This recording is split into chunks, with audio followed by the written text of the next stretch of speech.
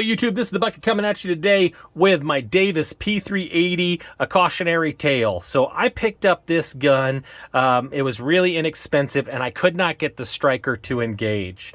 And so I got it for a cheap price, and I took it home and I think I found out what the problem was, and it ended up that it was the problem, and it's something that you want to keep an eye on. So when you get these Davis P380s, if you don't really know what you're doing, this is the striker. The striker can go in the correct way, which is the shallow end in first, or the incorrect way, which is the loaded chamber or the striker engaged indicator. And if you can see on mine, it's bent a little bit, and it's because somebody at some point in time had installed this the wrong way. The correct way to install this is with the striker forward and the striker indicator in the rear, but it'll fit in either way. So somebody had installed this the wrong way, and what it was doing is it was jamming up when it was trying to lock the striker, and so it ended up bending over the years. So if you want to really make sure that you're installing this the correct way, which is the striker this way.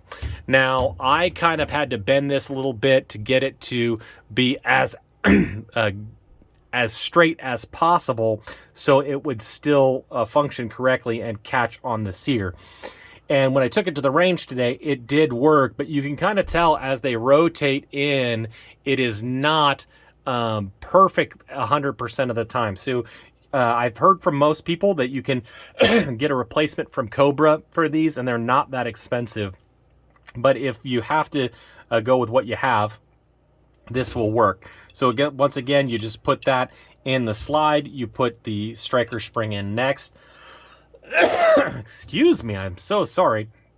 You want to make sure that this dot is facing outward and goes into the spring.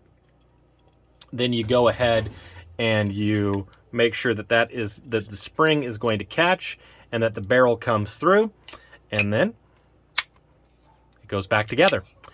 And as you can see with mine, you can see that the striker indicator is popping through right there, which means it is functioning correctly. So that's just for somebody, if you maybe you pick this up and you're not sure if it's working correctly, go ahead and disassemble that firearm, make sure that that was installed correctly, and take it to the range and have a good time.